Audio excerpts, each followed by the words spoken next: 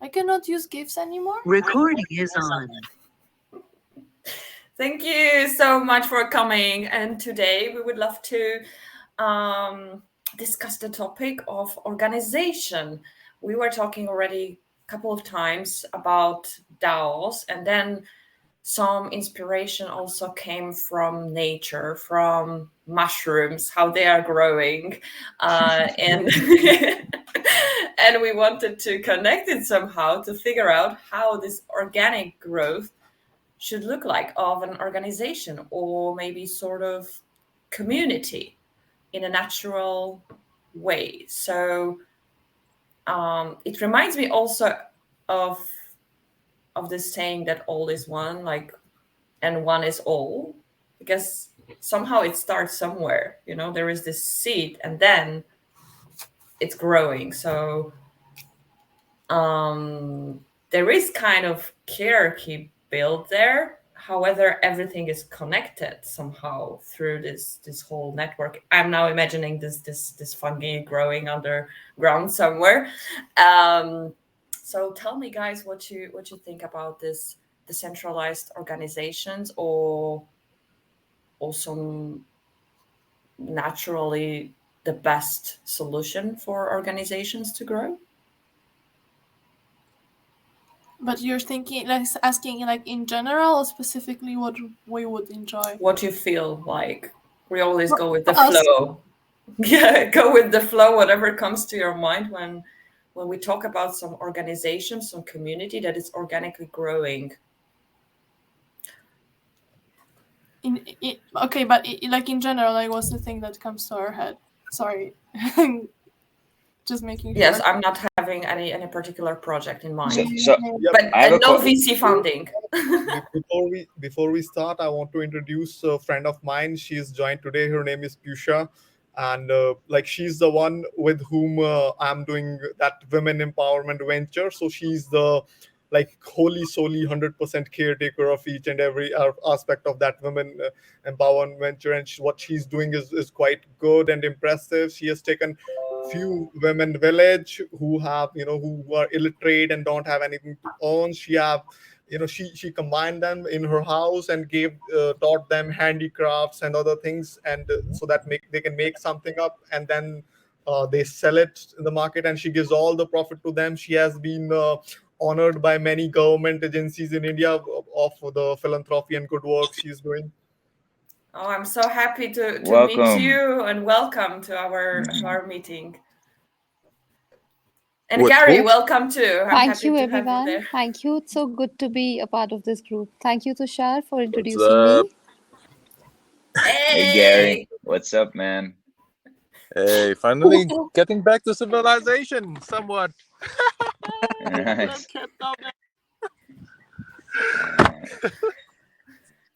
Congratulations. We just started the topic of organization. I'm happy that you joined. That's your favorite one. All right. And nobody wanted to speak. We were waiting for you. Really? Yeah, go ahead, man. It's for you. We were waiting for you to start it. You're looking quite healthy today. Seems like your traveling has, made you gain some weight. Yeah, I kind of put on weight because I had to eat to stay warm. It's minus 0 degrees Celsius up there, with the iceberg and everything. Well, not really iceberg, but just really cold. So what organization are we talking about? Organizing how we want to do stuff? How this organization should grow organically.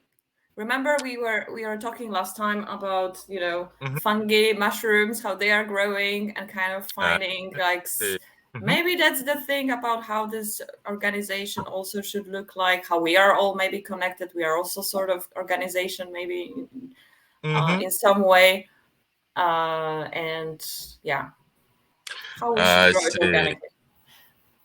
So there's the structured part and the unstructured part, right? I kind of the unstructured part seems pretty apparent right now. We're kind of in a very unstructured part of the organization, just coming together, chatting, getting to know what everyone else is kind of interested in doing.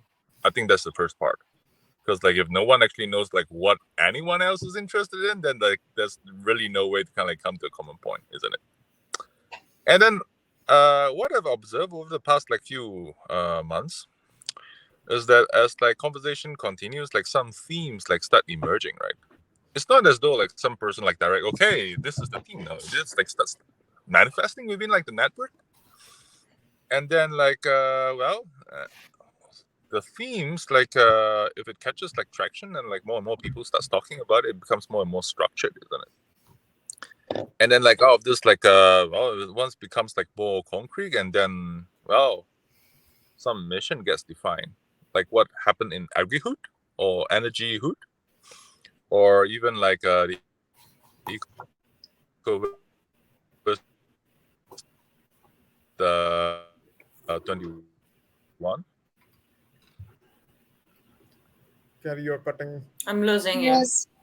Yeah. And I assume like there's probably like a few more like projects like gonna like spring up of like this ecosystem. And from my perspective, only then does like that. Oh, sorry.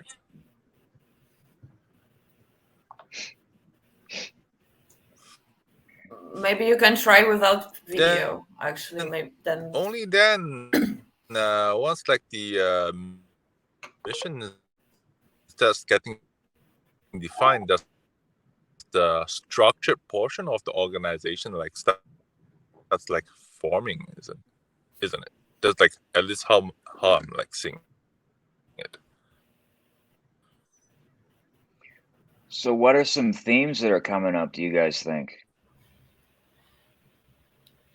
I mean, I just wanted to say that it was for me kind of hard to get Gary's point because it was cutting you off from time to time. So I'm sorry because I don't know what I could add to what you said, Gary. But I have a couple of ideas. Oh, yeah, okay. go ahead, Jackie. Right. Go ahead, Jackie. Or you were just waving to me. Can you hear me better now? Yeah, a little better. Yeah, Hello? I think it's a bit better. Yep. Now you're green, Yeah, the baby. reception is poor. Well, I think Martha was going to jump in, but really quickly, just one thing Gary was saying, I think it is true. Like you have to do a couple weeks or months together where you're talking, and then, what do they say? Life can only be understood backwards, but must be lived forward. So, we can take some time to reflect and see some of these trends. I'm interested to hear what you say, Marta. But one thing, when I think of these mushrooms and mycelio networks, everyone has a function, whether that's you're the person decomposing something, are you the person nurturing something, are you the person, mushrooms, they have spores, so things go through the air, so some things are ground, some things are air, some things are, I think we'll all kind of see in each other the environments we thrive in, and then how, we spread from there. But I think what's really encouraging about this group is we all see each other as very individual nodes, sort of, and we kind of have the same message to spread in a way. And I think that's the most exciting part for me, is you can think of just in nature how things have traveled through even continents and countries, and maybe how did that insect even get on this part of the world? And I kind of feel like this group will grow that way. We're like insects traveling and trying, okay, which flower I can jump on. I love what you're saying, because I've been watching ancient civilizations on Gaia recently, and they were like, very often there was this topic, how come like, this element that is commonly like found, I don't know, in Europe suddenly is like in the entire part of the planet, So it reminds me of this series. But I really like what you're saying, like the comparison to nature, because I think it's just always the best inspiration. And for example, what I've been like, of course there are lots of comparisons, like I already have them on my paper, but I think the first thing is that I think the current problem that is also in general now globally is that there are lots of jobs, like people are trying to make up more jobs just for the sake of having jobs, and in nature you have only the things that are needed, like everything that is needed for the cycle is there for a reason, and if something is no longer needed, then like in the process of evolution this thing disappears. That's why I don't have a tail today, because I don't really need a tail, right? So this is, for example, what I'm thinking, that every single piece in the organization is just not, oh yeah, let's just make up a job for this person because I don't want to feel bad for them. There is like a needed certain level, but then of course there is also needed certain level of self-awareness, so that I know better, okay, I am actually needed in this group. This is the role that I can take up, just so that, you know, people don't feel like, okay, now we have to make up a job for this person because they have nothing to do. And I think that as now we're growing in prosperity and like in wealth in general on earth, there, like, I would say that this problem, that there is like lots of made up jobs that are not so needed in the organization, and that causes lots of problems. And that's why they create play to earn. Exactly. Exactly. Thank you. This is exactly why it's play to earn, because then, like, it's like, oh yeah, because otherwise what can I do with this group, you know? This is exactly how I also, like, of course it's not entirely. There are also some cases where play to earn makes sense, but play to earn is usually the solution to people not knowing what to do with the community, you know? Marta, I think, I'm sorry, just really quick. I think you're hitting something so important on the head, because I talked, when I came in, I told you guys I just had this conversation with a tourism unit and whatever. And to get anything cleared here, at least in the United States, it's, well, how many jobs is that going to create? The question is never, well, what is this, what problem is this going to solve? And what is this going to do for the community? It's always, those have been so intrinsically linked for so long that for our group to sort of take on, you know, an alternative view of that, or something that is more back to nature, like you stated, I think would be a very interesting conversation for a lot of people moving forward. So yeah, for me, it's also for example, I think that for me in the organization is on. It would be important just to know, are we finding jobs to solve a certain problem, or are we finding jobs to just have something to do for people? Because I think that's one of the main failures of capitalism right now. But I also thought about another thing when you're thinking of communities. This is also what I have personally experienced, is that when you grow a community, that you feel like it should only grow, you know, like it should only get bigger and bigger and bigger and more active and more active and more intense and more intense, because this is, again, like this just one direction. But we are actually, in nature, everything functions in cycles, right? Summer is the time when, you know, everything is just like, of course in spring it flourishes, then after summer you collect everything that you have harvested over summer, and there is winter. There always needs to come winter, where there's maybe more quiet. You don't do so many things. You just give people maybe some time to rest, to rethink things. And I think this is also like, and also, but of course that also needs patience. But I also think that this is important to remember for communities, that they will not always be 100% active. This should not be the goal, because that's unnatural even to us, to humans. Yeah, actually, I want to add like what Mata said. That's like what I observe in like even like True Side DAO. At different phases, different members are active, no? Because there's like stuff for them to kind of like contribute. Like once they move on to like the other phase, then well, there's no more like avenue for them to like contribute. They just like chill out and hang out, and some other members like start contributing. I love it. Yeah. However, then we should separate it up, I think, from like entrance hype. When you enter some community, you are turned on and you want to do everything and you are super excited. And after some time, it's going lower in some communities. And if you didn't get this attachment, I think, in the beginning and the bond, you may lose some people on the way.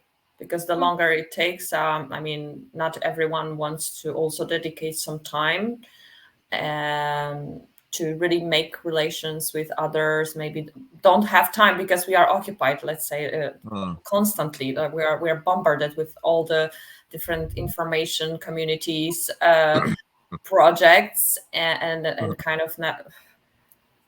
Yeah. Not everyone stays at the same level of activity in the group. Yeah, that is true. Actually, this one is a tricky one. What I observe is like the new members that like join True Side DAO are usually the ones that's like, hey, they got introduced by other members because something needs to be done, and like none of the members know how to do that. Yeah.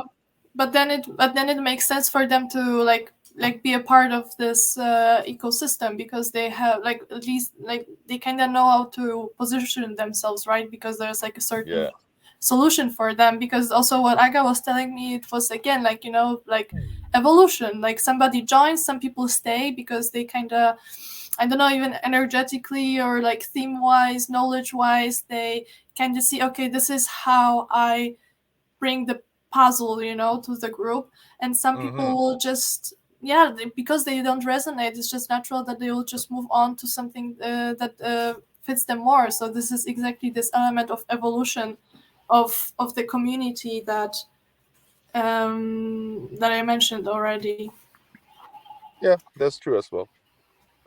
Also, don't you think that there will be some sort of number of people in this kind of community that makes it work, and then at some point when there are more people, it stops to be that efficient, and the relationships are going like a bit. If you want to again compare it to nature, this is what came to my mind immediately. You know, like there is way more bacteria in this world than, for example, turtles. Like when the turtle is born, they're like they can live for hundreds of years, but just a few of them, you know, win the race.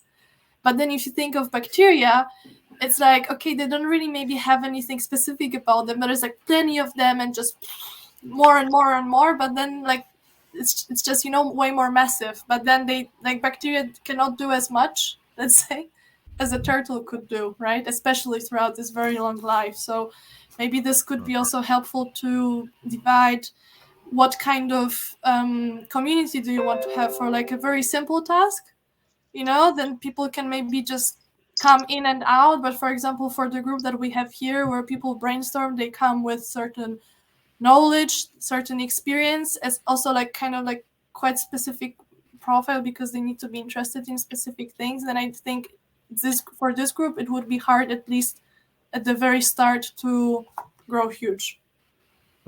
Actually, what I observe is like you don't really have to like have too many people engage in the same scope, right? Maybe like the new scopes will come up, and a subset of the members will engage in that new scope. Still part of the community though, but just like engage in the sub scope, not the main scope. Maybe there's actually no main scope. It's just like a town hall.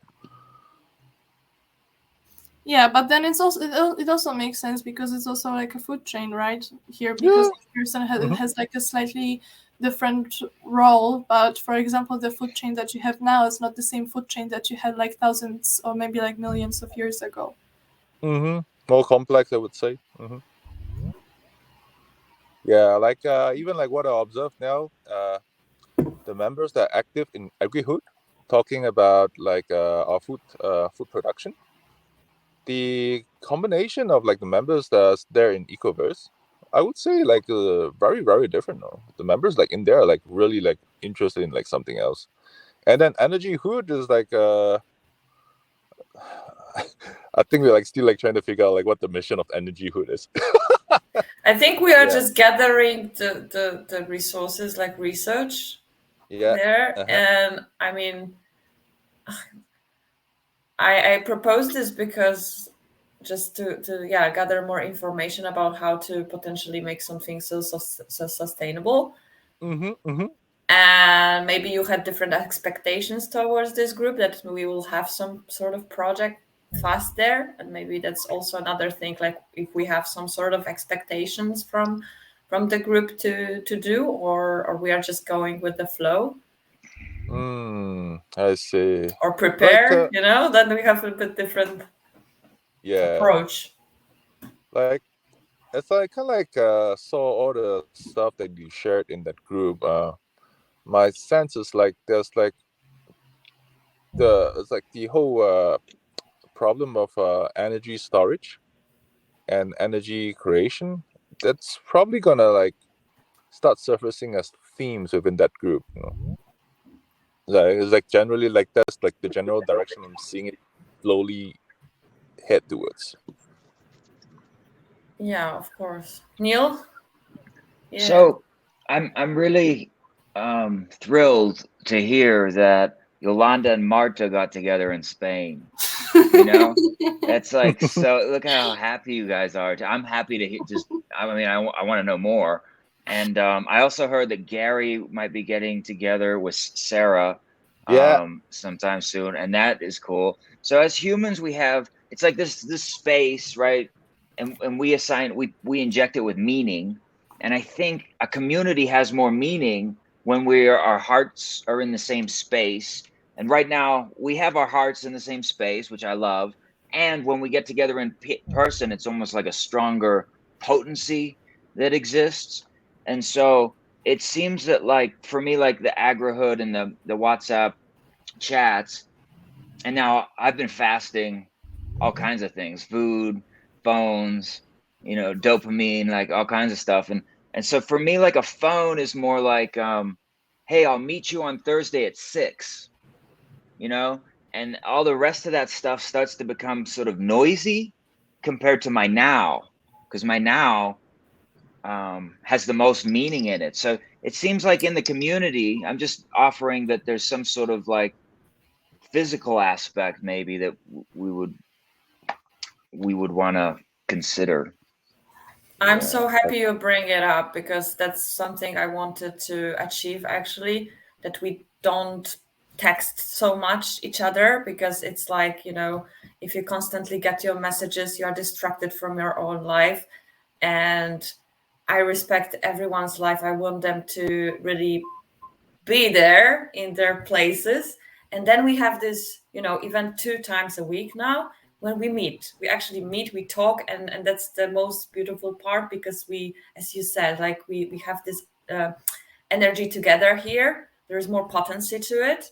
And of course, even better when we are in real life at some point. I know that we are going to meet, definitely. Yeah, and I'm questioning also a lot all these different groups and chats. If that's really serving us for good. What you think, guys? Jackie? Does it make sense for us to try to like plan a get together, a global meetup? Yes. Sounds awesome. Yes, I mean, this is I'm already planning it for the next year. Like, say, like if, like, I really hope that. I mean, saving a slot for us meeting in person. I heard some rumors, so yeah. I have it in mind. Yeah. I mean, so the topic today is organization. So should we organize? Because I want to meet all y'all, and I'll start saving my pennies and yeah. my hands on right now. But maybe that'll give us some type of North Star for right now. One idea was like Spain, Portugal area, or second one was India. And personally, Portugal just keeps coming up in my realm like over and over and over again. So that's just my thing. I love Portugal. I'm going to be in Spain again next winter, and also I was thinking of Himalayas, because you mentioned Himalayas, and I think that sounds really wonderful for the summer. I think we are doing both, basically. I don't mind doing. I don't know which one first. there could be like a Portugal meetup, right? And then for those who can, like some sort of journey. Yeah, from Portugal overland to Himalaya. Yeah. That sounds awesome. Like did something. You're driving us there. Yeah, Gary, you're most welcome to come to Himalayas. Like, me and Aga, we have discussed a lot, and to do a road trip across Europe, across India, and we need your car because it's having everything for us to drive. I'm doing I'm so happy you brought it up, guys, like here, because I'm talking to each of you about it already. I am doing a road trip from Berlin to Canary Islands in winter, and like going, of course, Germany, France, Spain, and then Canary Islands. So if you guys want to do something similar, it's just the perfect time. And also Canary Islands, especially La Gomera, in winter, it's like the perfect temperature. It's like 20-something degrees. That's why people like to escape there. So just mentioning that it's really fun. Maybe we can do it off recording. We will plan. Or Well, I was gonna Aga, say do too. you have any option to pause the recording for a while? Then I will have two separate videos. It's okay, I think. You It's can not put Well, it. anyway, in person is an important part of our community because it has meaning to us. It sounds like. It's the best. Yeah. I think too, we could maybe plan, just going back to the energy hood and agri-hood, there's probably some locations that might have actual like R&D, research based stuff. We could be creating content. There could be a lot, getting specific on those things. Yeah. So actually, like talking about road trip, I did one once back in 2008 from Singapore overland all the way to UK. Took me around like 6 months. Nice. And I did like pass through the Himalayas like on my way to Europe. Okay, and It's I pretty thought I crazy. said something crazy about going from Portugal to Himalaya. And apparently, Gary already did it. Like something that's crazy. Come on. I'm sorry. But seriously, we could have a big van or a bus there, and we're going on a. What fun kind trip. of car are you driving, Gary? May I ask you? Because I don't know what model you have. I want to know that model. I Famous want to have Toyota, no? Toyota, of Toyota. course. Toyota It's Camry. famous I now. also have Toyota. Yeah, you can do Toyota it. survive everything. You will survive the Arctic, that's for sure. Yeah. So what do you think, guys? Again, back to this topic of Toyota NFTs, consumer- Toyota NFTs. Yes. Actually, it might be interesting. Like a Toyota truck or something like that, like a bus. Yeah. This is a global team. I feel Or like any bus. brand should jump on this. Yeah, I like Be that. careful, guys, because Yeah. my friend is the CEO of Ford, but his father is the CEO of Toyota. I should put it on Perfect. record. But it Yolanda, would be In great. Poland. Perfect. We have It sponsors would be now. great to have an idea, as they say, to an idea. Okay, what is the purpose of getting together? And what is the journey of each of us taking to that point? As Jackie was saying, it would be great to generate content and to generate story. How we, because lately I read a lot of the digital nomads. The biggest drawback down of the digital nomads is that they don't have a community. They end up having no roots, feeling alone. I read a lot of comments of how depressed they end up getting after a year of traveling, not having real communities or a place to call or be, at home.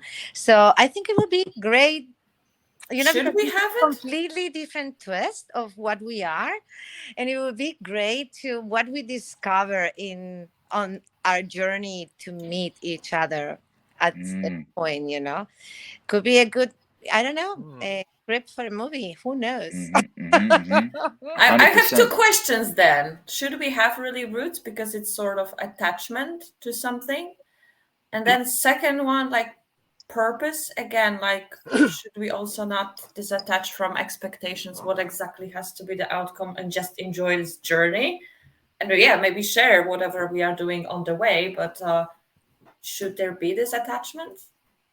I don't consider roots an attachment. Actually, it could be a different role in nature. If we comparing it with nature as we were doing at the beginning, for me, trees might be the witness, right, of years and centuries and centuries and centuries of people that they have traveled underneath them, or they have listened to conversations, or they hosted plagues, or they hosted, I don't know if it's an attachment or it's something, it's a role being part of nature that you consciously choose. I don't know, I live it like that because I think It's something that is bonding you to this particular place or people and its roots. yeah, You but are fixed in the ground, and you are fixed in the ground, but your communication is expensive, right? Like the aspen trees, for instance, the rooting system of aspen trees are huge. You go to mushrooms, right? That they connect, and Jackie was saying we are diasporic also, right? Like the ways we create maybe detachment or an attachment is through our spores. We don't know. I mean, there's so many ways that we can reach one another. Maybe there's a lot of attachment to the word routine, right? We don't know. I just want to stretch it as much as possible, because I think roots are part of the routine system of millennia. So I don't know. Something that comes to my mind, like I would separate how you make relations with people. If you really make this bonding with people, relationships, and you kind of can call it this roots that you have together with someone. And the second one, I think it's actually beautiful when you can disattach from anything and you can change easily, as your life flows. Everything, like your life is one big change, and being able to say goodbye to old and starting new chapters, I think it's very great skill and hard to do, actually, because of this programming that we had currently. Definitely. But what if the roots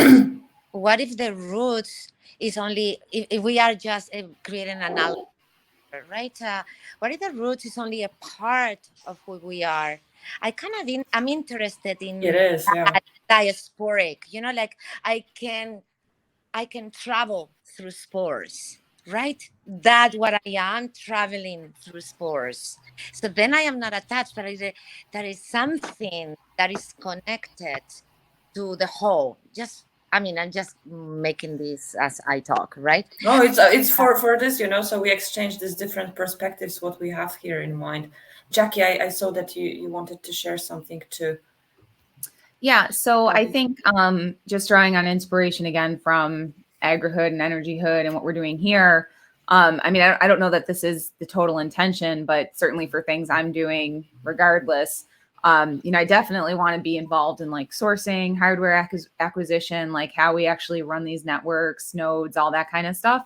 So if this group does get to a point where we're sort of, involved from end to end with all of the ways we communicate and get together, maybe we could have those roots around where hardware sourcing, real physical 3D stuff is happening. And then with all of us being global citizens, we can sort of just have these like guardianship roles in those types of environments. Yeah, that's kind of it. So actually, I have like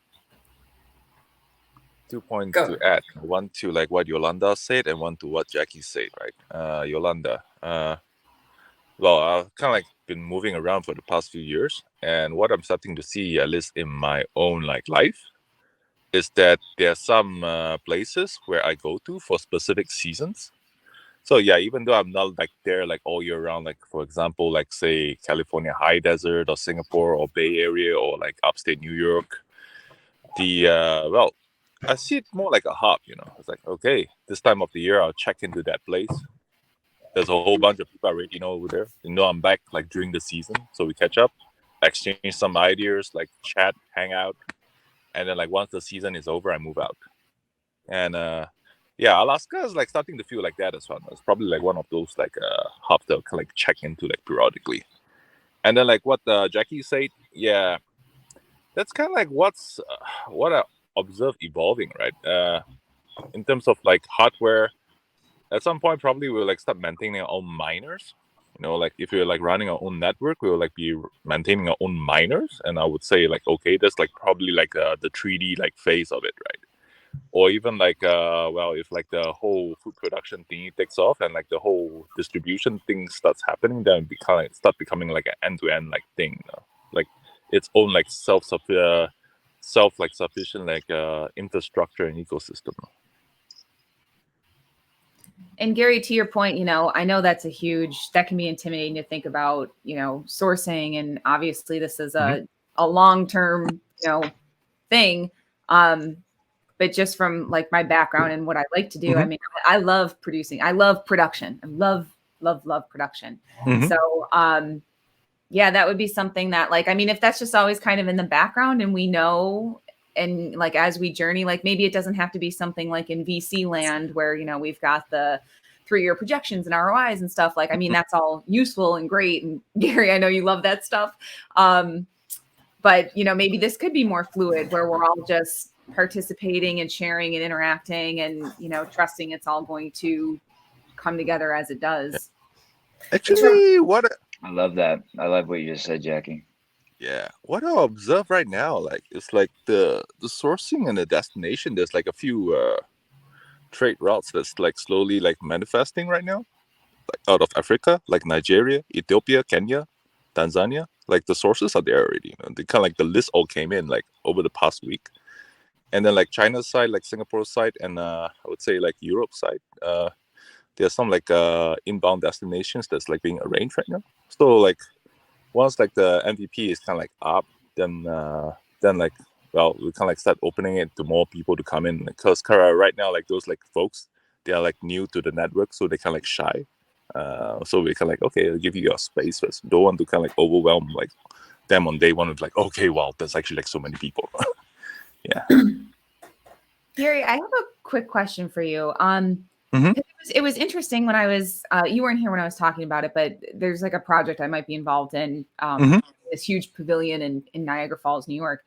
But one of the interesting things they were talking about was the internet and how we need to, like, this entire area, people need to be able, you know, we need higher span broadband and all that kind of stuff.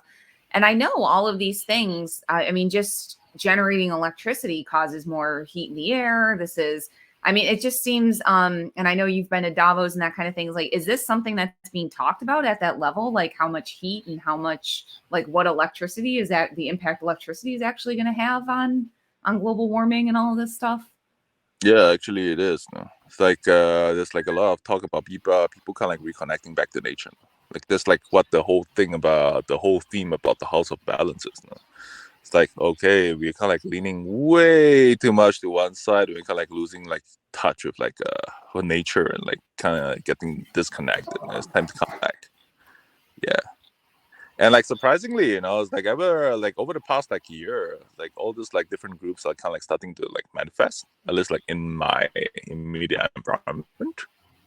There's like along the same theme, and like this group that we are part of, in Finally Open Minds, is like along the same like trajectory as well.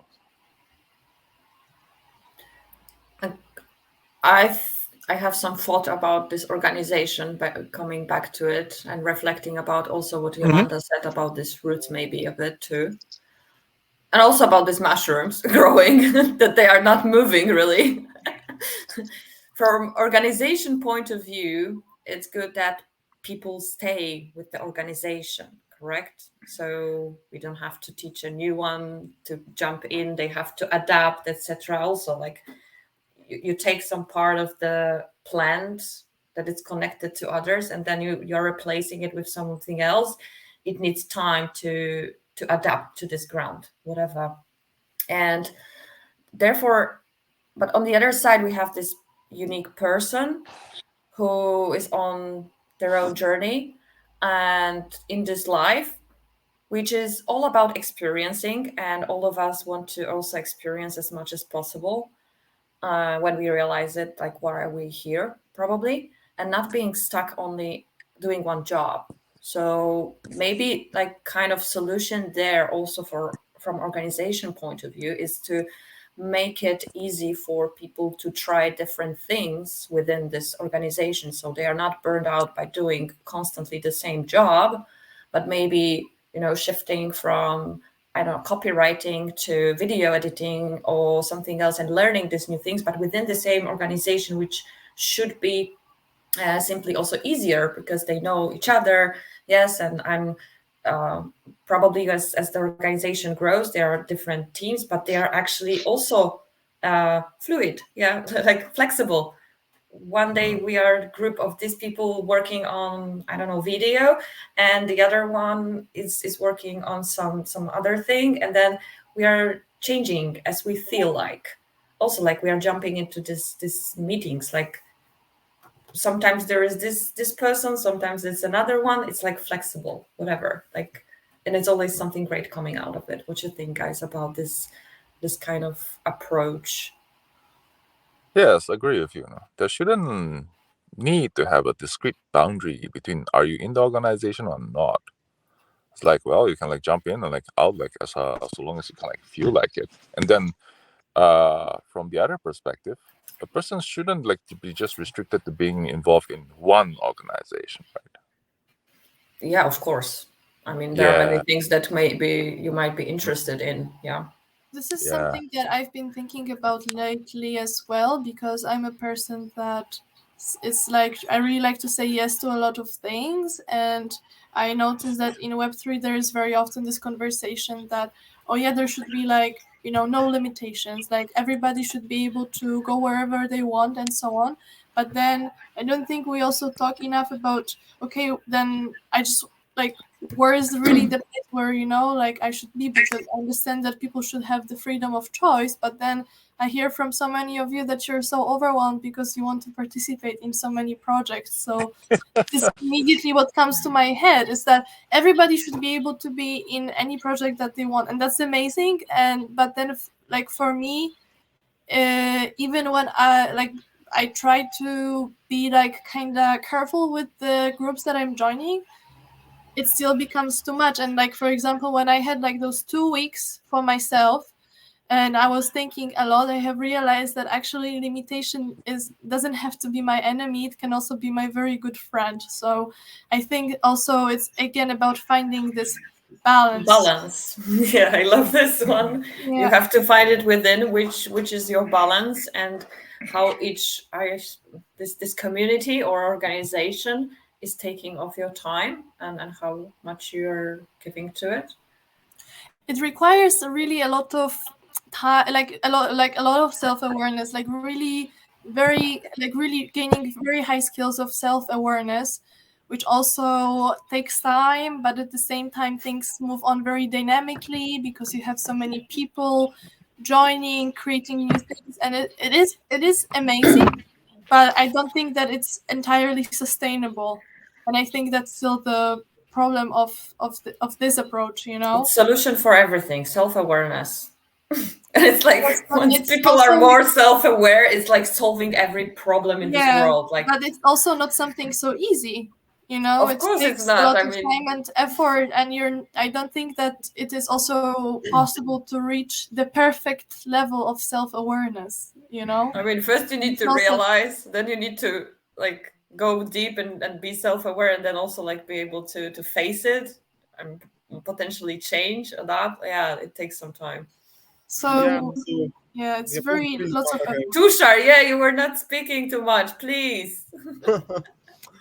Oh, like what Marta just said is like, and what you guys really added. I was listening to your conversation quite deeply, and it's totally again everything comes down to self awareness, right? And it's crazy. You trying to do everything, be it organization structure, be it work, be it anything. For me, the question is, do we know self? Do we at least know the self to be aware of Exactly. it? To be aware of it. So that's the first question. And again, it More and more every day. More and more every day. about what? Neil? We're learning ourselves more and more every day. I mean, I think when like the idea that we know self, probably we're not Self. here. I We think we like know being self. aware that you cannot be fully aware, you Yes, cannot fully know, and then that's this the gives you awareness. more compassion also towards others. So Yeah. again, knowing your limits, right? Like This where perfect imperfection, yeah. Exactly. understanding it. Yeah, Yeah. again, look, the analogy is, try to contemplate and understand this. Our self, what we call a self, okay, leave the physical body aside. We can't know it. Like with our mind, we can know what's happening right now in your liver and kidneys. Like, forget it. What we calling self is mostly the fragment of our mind and the personality that we have grabbed. Okay, so now the analogy, you are using your own mind to understand your own mind. Getting the point? So, isn't it And you are crazy? fooling yourself. Yeah. So And that's you're why you need using to be this. aware that you cannot be fully aware. Yes, and you're using the same mechanism to know itself, because only you can know yourself from your mind, right? Only that you can know, else we can't even know what our like little nail is. We can't know it. Still science can't even comprehend what water is. We can use it, we can drink it, use it, we know the use, but we don't know what it is. Even one tiny leaf, even science is not able to comprehend one tiny leaf what it is. So, and forget about knowing the self, that is something higher. So we should know our limitation, like with this, all like we have like found out this much billions of galaxies are existing, and at the same time we don't even know a single atom. We can use it to make a bomb, but we don't know what it is. We don't know even the water what we drink every day, we don't know what it is. So Okay, so same what you propose in terms of also organizations and look, organization is definitely the people in it. It's not the name. It's just totally the people and the dynamic that is being set, not by the leaders, but by every individual in that.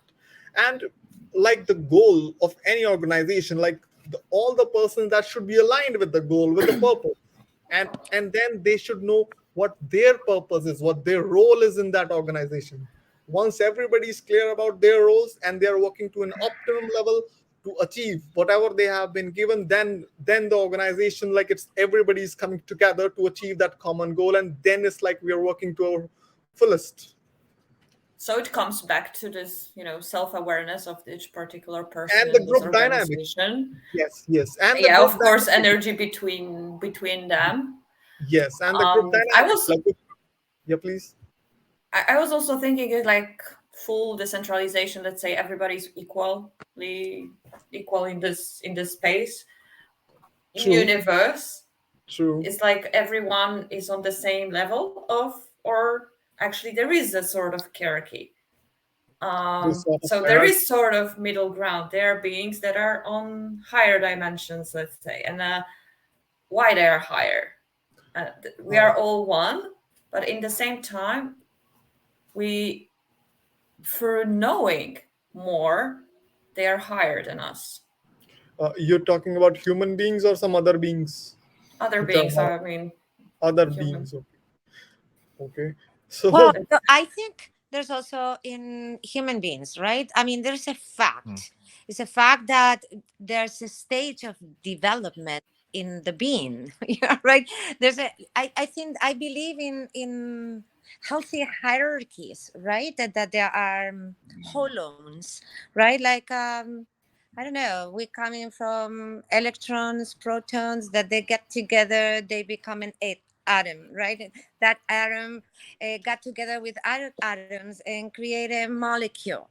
Yeah. So already a hierarchy, right? That there's a Yeah. boundary, there's an integration, and then um, there's a separation, getting together, and there's an integration, and all the way to beings, all the way to galaxies, all the way to. So I don't know. I think that healthy hierarchies are good. I mean, of holons, as I was saying, not as a hierarchy is how it's been developed so far, but there's different stages of development. That is clear, right? And it's I don't think that we can break that down. I don't know, maybe yes, but Mm-hmm. I don't see a healthy way to break that down. So what, like Based on also, energy and yeah, but what Yep. you're level, like. thinking about, Yolanda, is also something that I had in mind lately.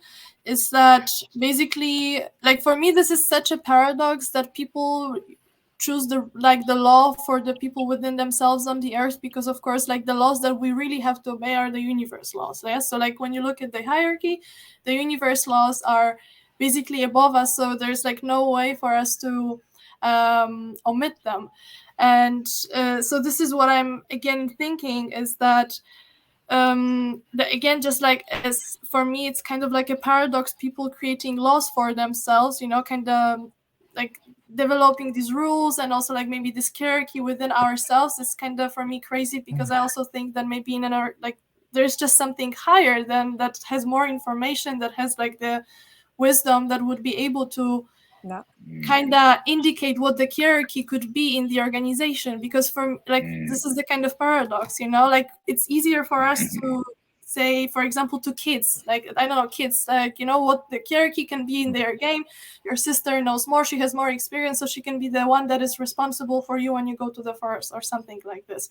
But then I don't think that the kids themselves could make there would be like 100% chance that they would make the same kind of decisions, you know, that would be also entirely good for them. I hope that I could explain what kind of paradox that I'm talking about. Yeah. I mean, we were not taught for a reason all this laws or And also I think we're coming back again to what Aga was talking about, right? Is coming back to awareness. And in evolution, or in, I say, spiritual evolution, I have an argument with you, for instance, Marta, and I have an argument with you, and you have greater awareness that I have. You're gonna see probably my shadows, or you're going to see probably the blind spots that I'm not able to see because I haven't developed that aspect of myself. And if you have developed and you have in hold higher awareness, there's a different, so you have the responsibility in that moment to bring greater awareness to what is going on. So I don't think it's a paradox, actually. I think it is how energy works. It is how development works. This is how spiritually we evolve, spiritually speaking, you know. So it is not a paradox. There's a stage of development that is the stage that happened with the hippies and all the 60s and all of that, that they wanted to create a system of government, you know, in the communes and all of that, in which all were, they have the same roles, the same they were equal. The fact was that they could not take decisions, so we create a society that has been stagnant since the 60s, because I don't want to bother you, you don't want to bother me, I don't want to offend you, when awareness requires to have a healthy hierarchy and say, no, this is not working. You know, so we need to true. bring it to another place, otherwise it gets stagnant. And I think the biggest stagnation in consciousness have been from the 60s, where nobody wanted to take the responsibility of saying, no, this is not correct, right? But not taking responsibility is also not good. It was already like that self-awareness then, because part of self-awareness would be also taking responsibility, Exactly, but that's not why for the community. I get it. Okay. because it's an unhealthy aspect of this stage of development, right? So every state of development has a healthy aspect or an unhealthy aspect. Like in that time was the time in which it was not my fault, somebody else's fault. So if McDonald's have the coffee so hot, it's not my fault that I didn't pay attention putting a cup of McDonald's coffee in my car. It was McDonald's fault for having such a hot coffee. So that's when it started that issue of suing everybody, right? Like, it's not my fault, it's somebody else's fault. So that is for me not taking responsibility. High awareness because the responsibility. Can I just say, do you guys believe in synchronicity? Yeah. Like, just a show of hands, like, you guys believe in synchronicity? Yes, we do. So like, instead of like laws and rules, what if we just had, like, Aga, for example, is facilitating the synchronicity of us coming together and whatever comes from that. So in other words, instead of the role of like laws and rules, whether it's a paradox or it's a natural evolution, but to get to the next level of that, what if we trust in the synchronicity that's unfolding from the higher, like you said, that somebody said there's higher beings, right? And so we trust the synchronicity that's coming through us, and we do what we can to facilitate synchronicity. Yeah, that's like, facilitated synchronization. Get on it, Jackie. Come on. We just did it. I typed that and you said it. I mean, Oh, I think cool. we are just High doing five. it. I've been observing a lot of those like over the past few months. The synchronicity that just keeps on happening. I would actually attribute it like at some point, like the recurring themes in the network start surfacing, themes that everyone is like kind of like thinking about in their own ways. And then like when like it's like an avalanche, right? Like one rock gets dropped on the pile of snow that's built up for a while. For example, hey, food security, Haga brought it up. Next thing you know, 2-3 weeks later, like the whole group of like every hood like start forming because everyone is like thinking about that. The synchronicity, right? It's like the avalanche effect. You can, if you're like the one single snowflake in that avalanche, it's like, wow, this is synchronicity. But actually, when you like look at it, take a step back, well, it's because the potential was already all built up, right? It's like all pent up potential over there. Everyone's like concerned about it, and then like one trigger happened, and like okay, the whole avalanche happened, and when the avalanche happened, and you had the snow in the avalanche, it's like, oh, this is synchronicity. But actually, it's like a major trend happening at the moment, isn't it? Yeah, I feel it everywhere. But I just wanted to clarify, but when I meant by hierarchies, I was talking very general, not about putting any hierarchy here. Because I'm just confused what Neil mentioned about this space. I feel like we are really on similar levels of our self-awareness. I don't think like here it's like hierarchy needed. But please, Jackie, go. It's interesting on this hierarchy thing. So I think I told you guys in my newspaper career, we had 13 different labor unions in one building. So what was interesting is if you belong to a labor union, like let's say you were a printer, you were a pressman, you didn't have to just work at my company. You could be a printer at anyone that had a job opening that day. So you had this skill that traveled with you. But one interesting thing I wanted to point out, the whole time I worked for that newspaper, it didn't matter how much you knew on any level. If you didn't have the title to make a decision, it just didn't matter if you had the right thing to. So I became ingrained to chase after a title. I was 27 years old and I wanted to be CFO because I had all the answers, right? And I think what's interesting when we talk about self-awareness is, what oftentimes as people go and myself included, any journey we go through, it's this constant, do you want outside validation or are you achieving something from an inner desire? Because if it's from your inner desire, you don't need a title, you don't need tokens, you don't need biggest shares, you don't need all of those things. And so I think what's actually, we call it labor, which I think is interesting, takes 9 months to bake a baby. And then after it comes out, everyone's, heightened up in this period, waiting for it to come, waiting for it to happen. We're all talking, we're waiting for this thing. We're waiting. But what happens when it comes? What happens when it arrives? I mean, do you chill? Do you work harder? Do you, so I think when we're talking about all of these things here, it's kind of a lot of these same concepts of this is the fun part, but what does just living look like? What does just being a part of something look like? And maybe, and I think Aga, you go back to this a lot. What's the vision? What's the, sorry, that's a lot of thoughts all balled up in one, but that's my brain dump. Oh, I love it. When it goes like with the flow and labor. But I think too, and I mean, just going back to the self-awareness thing, I mean, I think there's a point where you can become so aware that you actually lose presence. There's times where I'm so aware of what I'm in that I don't feel like I'm actually embodied experiencing it because I'm just out here aware of it, So it's almost like having support structures in this new world we're going into where people can recenter, come back to that, because it's not about more. It's about growing from this like inside out, I guess, for me. Better. I don't know how to express it. Simpler and simpler. Is that even, maybe that's something we all even need to think about, is that things don't, what is better? What is more? What is, it all just is what it is. So I don't know. And I think at the end, I think it has to when you are, I mean, I think synchronicity happen when you are kind of in alignment with life, right? Like it's like flowing in the now, in the now, in the now, constant moment to moment. Everything is synchronized because you precisely are in that flow, right? It is the greater the awareness. We're coming back to the same.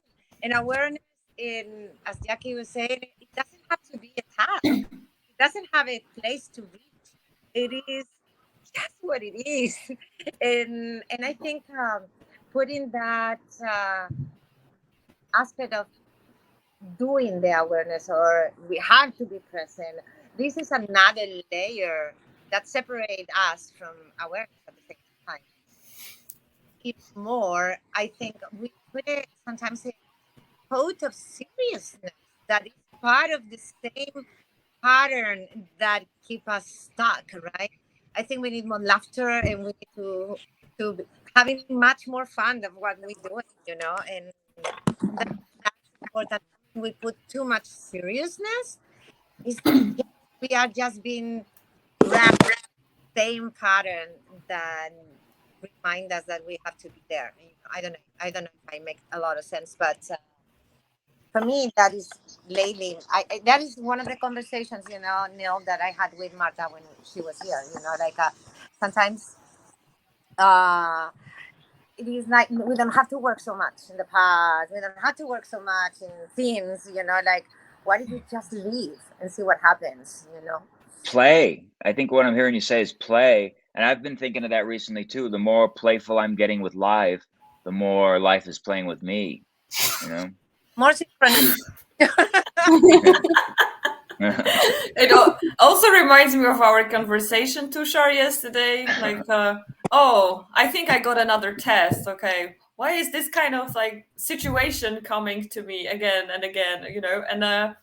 And there is a sort of test and pattern I see. So what should I do now?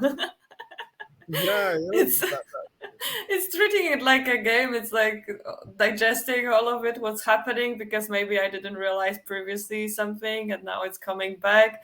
But it's sort of exciting because when you start treating it like a game you play, and not feel like just be there and having fun. yeah. It's totally different. Yeah, what you said is like what the discussion we were having yesterday, and same like now we are continuing almost on the same lines. And actually, life actually feels like a video game. We're stuck in a stage, and until we clear that stage, until we clear that lesson, it doesn't move. Life just moves like a spiral. It's not like a straight line. It's not like a circle. Life doesn't work in circles. It's like spiral, and those experiences, kind of experiences, keep on coming. Like I see a lot of patients and a lot of clients, and they're like, like I'm a girl is like my third boyfriend, and I don't know how I manifest almost the same guy, almost the same guy. Even I'm too much worried about, like I'm having those filters, like okay, this thing should not be there, but it's almost the same person. And somebody's like who's having a PAB, is like passive aggressive behavior, PAB with the father or the mother, but they'll say, oh, like it looks like my mother has reincarnated, into as my wife, or so, like it's totally, this guy's totally treating me the way badly my father is treating me. So and same in the workplace, same in any relationship, same in group consciousness. Why it is happening? Because ultimately, though, we live on a very very two different trajectories. If we look at the very physical world and our existence, we are born and programmed, okay, go to school, get a degree, get a job, get married, have kids, and whatever. That is what, like, total survival, total focus is on how much you're gonna earn, what you're gonna earn. That is one way we live. But our soul deep inside, it totally on the other way of how much lessons we are learning, how where we are going. Now, our soul has nothing to do with what you're doing outside. His whole concern is, okay, are you handling the lessons well? Have you learned it? Okay. And if you have not learned it, the time and space compendium, it has no mercy. It has no time, because time and space is just here. You can take either 6 weeks, 6 months, 6 years, or 6 lifetimes. It doesn't care to repeat the same lesson. It won't let you go until you pass that lesson. So that's totally crazy, and it's like totally test. So like Aga, yesterday, the way you were living it and the way I live it that way. Okay, whatever is coming. Okay, what's test it is? What's this next test? And if you see life like that, it becomes so easy, because then you're not too much engrossed when anything wrong and bad happens to you. You don't feel bad about it. You just see it as a test, and you live your life as fullest. However, each level up you go, the tests are more harder Yeah, definitely. Like the and video more game, tricky. So you once you figure it out, and then haven't. ah, it's more Yes, complicated that's now. that's that's the journey altogether. And like I said yesterday, no test, nothing for a person comes in front of him, whatever his soul is not capable of handling. That's Yes. beyond the logic. So anything that's coming in your life, definitely you can close your eyes and you meditate upon it. You will find a way. The Every time the soul is very much, you are very much capable of handling. It might be difficult, it can be very difficult, that is one thing, but definitely deep within, you'll feel you can handle it, you can overcome it. And I see why there is regret in people. Why the people's faces are sad. And it's not, people don't regret not living the life to fullest. They don't regret doing anything. I'm at a I once I used to go to old age home and do a lot of like healing work to them, with hypnosis, with therapies, with pranic. And I used to talk about their experiences, and they will talk about it. And what I find, everybody was having one regret, that they knew deep within they could have handled that situation and win that situation in that life, but they didn't took the optimum effort that was required to do that. So there was Action, action, it was just which in is their head. also necessary, not only Yes, meditating or just yes, being, but also yes. taking some action. Action about it. So that is the regret that people have, when when they're like, because deep within the soul knows they can do it, and it was only in their head Yeah. that okay, they can do it, but they didn't took the action, and that's the regret. So that's when I made a point, like when I die, even if I die any day, I should not have regret that I didn't did that or did this. Like right today I was talking so less, because I'm having fast from last 9 days. I'm only on fruit diet, and today was the last day, so I thought, okay, I will not even have anything. So You are going with the flow. yeah, Perfect. so I was like, okay, But I love what Jackie wrote here on the chat. How aware are you of what you are a part of? Okay. wow, so beautiful. I love it. I think I see a merge Should be between like an entrance question, like how on. where you We have some other question on our world women group, and are we part of here. Me. We're part of an avalanche. Gary already told us. Are you beside the ski like resort part of the avalanche, or you at like a tip of the mountain avalanche? That's a good question. I love that analogy though, Gary. You think of it and it's like you're this one snowflake, and all of a sudden, I mean, think of post avalanche. You look around, you're like, how did I end up with all these other snowflakes? And how was this part of the situation I was in or whatever? And kind of dovetailing into what Tushar's saying, like, do you have a regret about that? Are you glad that you were with that, moving force? Is that the moving force you want to be with next time? Do you want to turn into water? Do you want to, be on the boot of a wealthy alpine pioneer? I mean, what is it you want to do next? So can I just say, I spent moments of my life giving energy to a system that I no longer believe in. And I'm thankful for that system infinitely. And so I'm here because I want to give energy to creating new systems that will, or now are replacing what those old systems are. And I think we have that in common in some level here, right? As far as our organization goes. I would totally agree with that, Neil. I think probably all of us, I know I've connected with many of you offline. We have that victim story. There was something that got us in the past, and now there's an opportunity to do it right. I mean, for me personally, it's food. I was completely a raised, I told you guys, food desert, raised on chemicals, not even real food, had a horrible autoimmune thing, had to like come back from that. So, I'm looking forward to a world where kids don't have to go through what I went through just because, you're born into a certain socioeconomic area or whatever. So, yeah. Yes, Neil, what you said is like totally right. Definitely, there was a time we all believed in something, like we gave energy to it because at that time that seems apt. Okay, based on what the situation we were in that time, yeah, that only seemed apt. That's why we were doing that. But then, as the time goes by, and as our introspection and the conscious level shifted, and we started looking things a different way, definitely the shift happened. And we jump from one to another thing.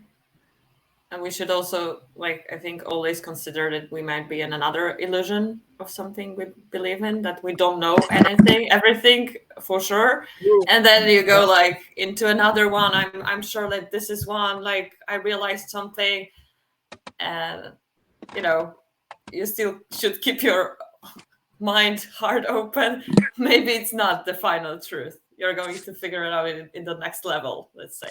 And this is something you decide to experience for this particular moment in your life. Yeah, this is just the transitional truth. Yeah, also with relationships, guys. I mean, who wasn't through all these high school sweethearts, oh my God, this is the one, and you had afterwards so many others. Every time there was this one, and it's like, thank God can stay with the first one. Each time is the one, no? And then you come to the realization, no, none of them is. Yeah, I feel lucky in this regards. Whenever it was some internal system prompted, no, not this one, not this one, not this one, at the very beginning.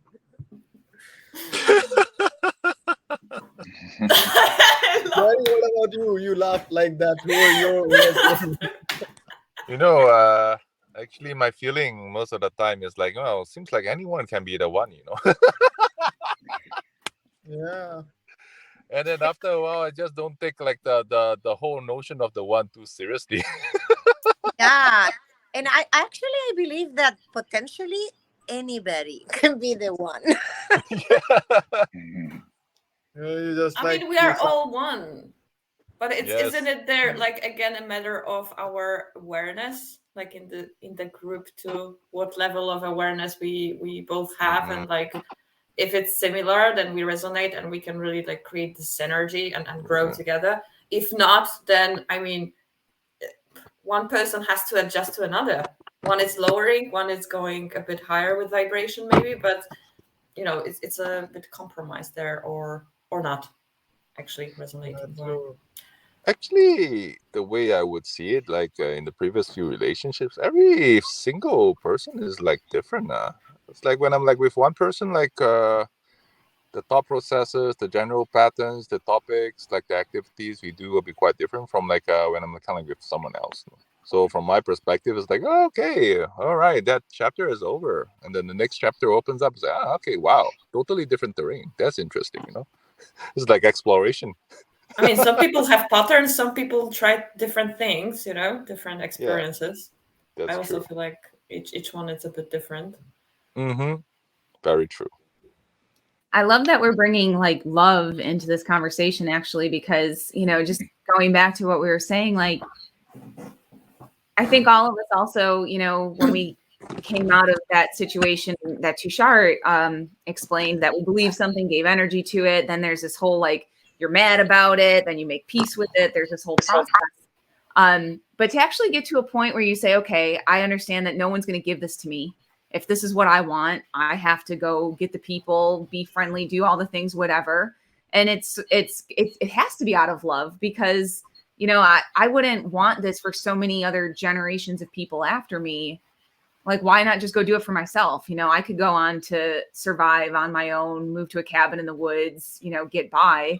But it's out of love that we commit to being okay, no one's going to do this for me, but I will help do this for other people. Otherwise, you wouldn't do it, I guess. Yeah, very, very true. And love, when it comes to self-love, it's not it's when you love somebody, you take best care of them. You want to give them all the happiness. You want to give them best food, whatnot. You do the same thing with you. Same thing with yourself. Treat yourself like the way you will treat your lover. Treat yourself, beat anything, like think of it that way. And then actually the self-love and awareness will come, and that will fill your voids from within. And once those voids get filled, you'll attract a partner who's not having those voids. In general, that's the happening. In general, what love right now is happening, the nature of love, like as per my understanding, what I've understood, it totally it's love is like a river. It constantly moves, it constantly flows. It doesn't have the nature to be stagnant and it's at one place. One day we love one thing, the next day we don't even think of it. Be it our favorite movie, be it our music, be it anything, be the food. That's the human nature, coming on to it. Depends how you define this love, I would say. Sorry, Yeah. because if you love unconditionally, like just love everything here, then it's not like one day you love and the other you don't. No, It's I'm like not. you still love, but you No, know I that was, it's like constant change, so you just go to another one. You appreciate what happened there and then just move on, and there is no bad feelings behind it. Yeah, because yeah, that's how it is. It's just constant change, and like one day I'm here It's and I the was other talking one in I'm some. somewhere I was else. talking in some other aspect, like Other different, like different definition of love. Yeah. basic human nature. Like we love one thing one day. That's the way in it nature. What we love used to love as a children, we don't love it right now. What the music choice of music varies from. So that's like we are programmed, but like we love. But when it comes to the person, then it's like actually what you said, that approach is more apt and required. And actually, we have to fill our own container by ourselves. Okay, the thing is, like, we being empty, we think somebody else should fill us up. And it's like Yeah. one empty container thinking that other empty container will fill them up. That's not gonna happen. It's like when one is a very good guitarist and another one is a very good piano player, then you move together and you have a symphony. If you don't, both are empty, then it's like crack the empty utensils, they will make more sound. So first thing is fulfilling our own selves, and then definitely we attract the right Hmm. person. It's funny that everyone's like what everyone like shared so far over the past like few minutes was like exactly all the thoughts that's been running through my head like when I was driving down like California, Canada. I Yeah, was kind of you like read your after I, mind. after I shared the whole idea of like the observer and the consciousness and time, then I was like thinking more about that. Right, it's like consciousness is observing itself unfolding itself over time and space. So in that regard, right, any form of love expressed in time and space is technically self-love. So whenever you express love for something, you're expressing love for yourself because you're part of consciousness.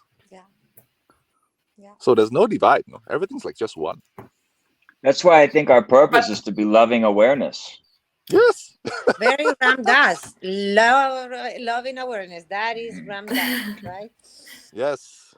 but if it's off balance and you don't love yourself enough, like others, for instance, then um, things don't work as they should, as they could. So. Yeah, that means like you're not seeing your true nature then, huh? In a sense. You're not aware. Because of Oh, Yeah. okay. beliefs. But that's Beliefs what are I the only thing love that get in the here. way. Like we are all aware of these things, and I truly feel great love towards all of you guys. I was telling to a couple of you guys, like, Yeah. I don't know, it's like I had to express it. I just feel it. It's going out of me, like this truly unconditional great love. Yes. And you could imagine me like I don't know, 15 years ago, I would not tell anyone that I love someone. It would like make me feel terrible, like, no, this is blah, like it's sort of weak. Not, I would not tell anyone, and now I just feel it. I just need to express it. So it's like, and it's towards everyone, yes, and it's like doesn't matter anything else. It's truly like unconditional, just because you are part of me, I'm part of you, and it's beautiful. I'm so grateful to meeting all of you guys. Actually, there's If we are on the topic of love. when I was like diving deeper into like this whole notion of unconditional love, Mm-hmm. another word came to mind. It's called Yeah. bliss. Bliss, Mm-hmm. perfect state of peace and harmony. That's what it is. Yeah. Um, yeah, Bliss is quite right. And like what I feel like I could be wrong in that. This, like, until we generate a certain level of consciousness, it's very hard for us to love unconditionally. We human beings are born this way. If we pick up a tissue, we at least we believe that this should wipe our hands correctly. We have expectation from a particular tissue and forget about a human being. So love unconditionally, you have to really raise yourself to a really high vibration where you can actually love unconditionally. Else this is just like, we are saying it and not doing it, and that's more wrong wrong we're doing to our own selves, like, and to other. So that's what I feel. And isn't it sort of loving the thing that you don't like? Is that what you're saying? Like, so then No. you don't not like it anymore. You love it, and you see the love in it, and you give it the love, and then it's like and that's when I think you sort of Like, transmute the fractals that we are, the blind spots, like Yolanda said, and we yeah, become more unity. like the Buddha said, like Buddha said, a disciple asked him what's the difference between liking and loving. So he said, like, if you like a flower, you'll pluck the flower for your good, but if you love the flower, you'll water the plant every day. Ah. Yeah. So, But so it's that that's like in all the ancient traditions, right? Ancient wisdom. I mean, if we right now, we just um, drop everything, right? We drop our muscles, we drop our skin, we drop our hair, we drop everything. Like Gary was saying, dropping and dropping everything. You drop everything, and all of a sudden there's nothing that is everything, right? When you drop everything, your last beat, your thoughts, your past, your future, you drop everything. That is exactly what true nature is, right? And that is one. We are here right now experiencing exactly that. And the rest is a thought fighting with another thought. That's it. That's only what is, right? And So wouldn't be that unconditional love really part of this, let's say, perfect organization, like in nature, like sort of everything is just sharing, helping each other, and just loving whatever there is in this ecosystem? very much. Because I don't know how we ended up in the love part from our organization with this flow, it's but maybe it's synchronicity. sort of Entering the connected. love part is synchronicity. It's like I unveiling think who I we brought it really up. are. Yeah, even if on the organization level we have this element of love, so then we are actually working from a very higher consciousness than anybody and any set organizational trends are. And that's a very beautiful thing. Yeah, because we were talking about like people who are creating organization who are more self-aware. Yeah, If they are like we are here, I believe we also recognize these feelings. Right? I yeah. think also the recognition that you, Aga, in this case, for me, you're not Aga. I'm not Yolanda, and because we are one, we are the same. It is like me, the personality of Yolanda, looking at Aga's as a personality, right, as a somebody there. I realize that you are me. It's not that I can see you. It is like you actually me, and vice versa. That is unconditional love I mean, because sorry. you are realizing. I read it on the chat and Jaraki put Yolaga.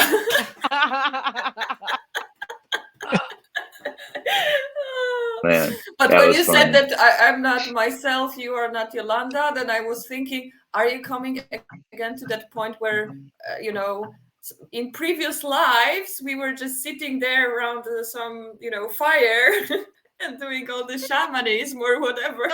Like we are who we are, the essence that we really are is so connected that I can see it in you and everybody that is in here. Yes. So Oh, go ahead, Yolanda. I'm sorry. just a last thought. That is a thought, right? Like even the personality that I am blonde, right? I'm sitting on a couch, whatever. Yeah. It's just a thought, right? That's why it doesn't matter for unconditional love. It is Yes, unconditional because it's unconditional. It is in its nature. It's like, We don't have to practice. It is in its nature. yeah. it is in its nature. And when we abide by this, what just Yolanda just said, do we need to teach anybody be good to the neighbor? Do we need to teach anybody be loving? Because then it will happen eventually when you see everybody is a fraction of your own self. Yeah. Yolanda, when you were talking, it made me think of just going back to this mycelial network or tree roots, how they, a tree doesn't, it just senses another tree needs nutrients. So it starts sending. It doesn't go like, but I don't actually like that tree. So, I mean, it has no judgment. It just recognizes another tree, another part of my network. And I think that's what we're all doing here. I mean, we all know, we're humans, we're human beings. And so if love is, take the emotion out of it and just say it's this ultimate giving, it's giving without expectation, it's giving without judgment. If that's what we keep this built on, then we should be good, I think. Yeah. Those were great conclusion words. Wow, beautiful. Anyone wants to add something? Because we are already like 1 hour and a half on. Is Neil going to play us out? I'm just winging it over here. Man. I'm just winging it. I was just, you know what? This song makes me happy, so I'll play it for you.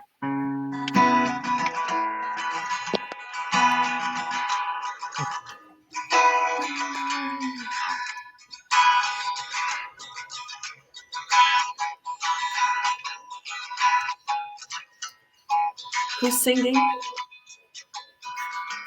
Gary, come on, back me up, brother. No idea how to sing, man. Yolanda. Well, thank you guys for today. I received a lot, much. And I'm thankful that we're focusing our consciousness in a way that's allowing new things to come up for all of us. And I believe that we are receiving joyous expansion, every one of us, just as a result of focusing this way. So, and I think that's enough. And I'm excited to see what unfolds. I'm appreciating what's now. I'm eager for what's next, and thankful to be here. So, namaste. Thank you too. Thank you too. Was that the Goo Goo Dolls, Neil? That was a so Dave Matthews song. Oh, I should have played one that I wrote. Next time I'll play one that I wrote. Okay. Cool. Well, thanks, guys. This was amazing. Okay. Thank you so much. Or someone wants to add something or the conclusion? No? Sorry? What Jackie and Neil did was great. Thank you. Stop.